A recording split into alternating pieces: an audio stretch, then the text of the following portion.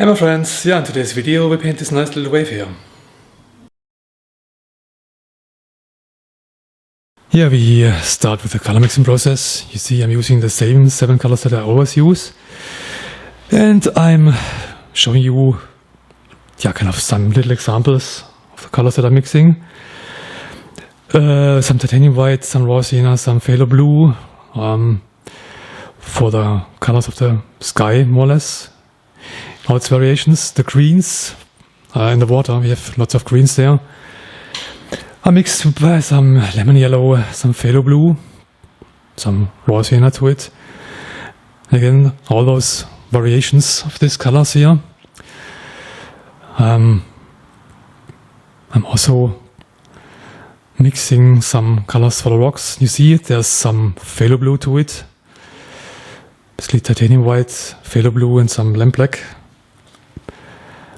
Very dark variations. These are the brushes that I'm going to use here. Flats, very soft ones. And the sky is not the very important part, but just to hint you how I sloppily apply the colors in the first place. And then I kind of go back and start to fine blend with a very soft brush, as you can see here. I really try to avoid any brush mark on the canvas here. This really helps to communicate the distance even better. And this is done with the parrot technique. Very soft application of the color. Important is here also the transition between the water and the color of the sky. The sky color is still wet, as you can see here. I'm just kind of blending in the line between the water and the sky part. Again with a very soft cat tongue brush. It's not yet perfectly level, as you can see here, but it's a very... This is really important to make the connection between the sky and the water parts, and this needs really to be soft as we need to communicate the distance again. Perhaps you might like to see this video here in a full-time version on my Patreon channel, links down below here. We have meanwhile over 160 full-time, real-time painting tutorials between 2 and over 10 hours of pure in detail painting. Lots of tips and tricks, the whole color mixing process. Really make sure to check it out. And then I kind of level it out roughly, see. Then I'm grabbing a fresh brush with no color to it and start to dab down the color of the sky again to really push down this green arrow that I put in. The rocks are done according to, again, the law of the distance that we need to translate into the paint here. We have some rock part here that is kind of a mid-tone, more or less. I'm using also quite a bit of the background color, this white here. The rock here in the background needs to be a bit more of the sky color to push it back. And the rock in the foreground, as you can see here, is the darkest one. I'm already trying to put in those little extensions here. Now comes the time lapse of the application of the watercolor. I think it's easier for you to understand what I do here. I just try to put in the rough color scheme. When you kind of squint your eyes, that was what I was aiming for. Now the painting is dry and we apply the second layer. You see I'm using a cat tongue brush again, twisting it so that I'm using just the tip of it and start to apply a bit of a thicker, darker color for the shadow areas. See, I'm also kind of dry brush glazing the whole thing by just rubbing in some very thin color. And the combination of this first layer of color that we have here, that shows lots of the background structure and color, really helps to communicate this rough character of the rocks. And the same with some darker colors is done for the rock in the mid section here. Again, stippling on this color to get in some more details. Then I use a very small, soft, round brush, 340, and start to put on even more details in some parts here. Colors thin down with some linseed oil. You see, it really helps to just add some lines here and there, and this really gets in this stipple character, this rock character more or less. And then I start to build up the whitewater foam part in the mid-level background. Again, I'm thinning down this color quite a bit, even more linseed oil, and start to again put on those fine foam lines that we have here. Important is here really that you follow the shape of the water. This is crucial.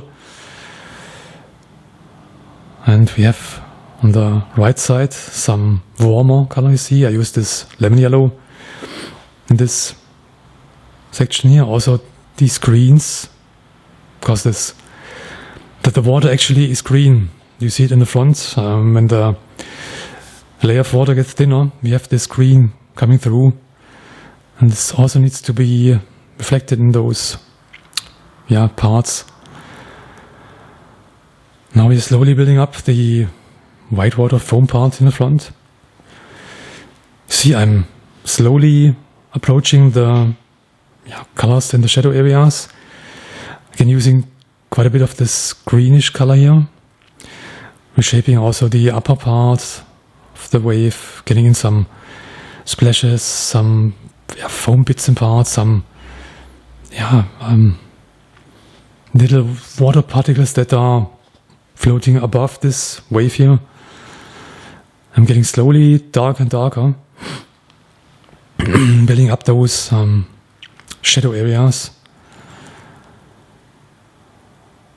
Also refining some parts a bit more, adding in some shadows below the breaking wave in the front. See, it slowly evolves into this 3D shaped object that we have here. I'm also then starting to rework the upper part of this foam bit of this breaking wave here. Again, working back and forth, adding some splashes here and there, some more details of this foam that gets pulled over the wave that is tumbling over. We have some reflections from the sun coming in, also some whitewater foam parts that are dragged along with this little wave here. And very important is the reflection. I mean, water is kind of a mirror-like surface, and therefore we need to put in these reflections, those very bright ones from the whitewater foam part in this section here. And again, I follow the shape of the water. Yeah? I'm really trying to imagine the shape that I'm trying to follow. And this is something that you really need to make sure that you get it right. Just putting in some random shapes will not give you the shape of the water. I think this is very, very crucial. I'm also refining now on the left side some foam parts, some tumbling over water bits, little waves here. Again, extending them on the upper part. So that we have, again, some random looking foam bits flying around. I think this is very important that you really stay very random. Don't follow any pattern that you have in your mind. The biggest mistake ever, that people come up with some, actually anything, and they follow that what they have in their mind, and this usually will end up with a painting that looks very not so realistic. Yeah, we also have some foam parts on the front before the wave, from basically the last wave that tumbled over here. Again, following the shape of the water here. This rising up water bit here. Really trying to be random, and then I'm building up the wave bits on the left side, in those shadow areas. Again, the colors thin down quite a bit, and I'm just trying to get in some more shape. And then I apply this cool color behind the shadow areas here, and we need to be cool and a bit darker than on the really whitewater foam part that tumbles over with the wave here. I'm using here now this cat tongue brush again, using again the tip of it, the left edge more or less, and this really allows for very nice details. Also adding in some whitewater kind of floating around foam bits in the foreground. The painting is filled out more and more with details. Even more foam bits and parts floating around. I think very important. Little details where the eye gets caught more or less. Yeah, this is the finished painting.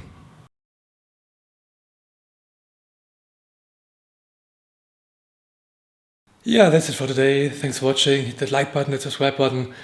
And don't forget to check out my Patreon channel. And yeah, I'll see you next time. Bye.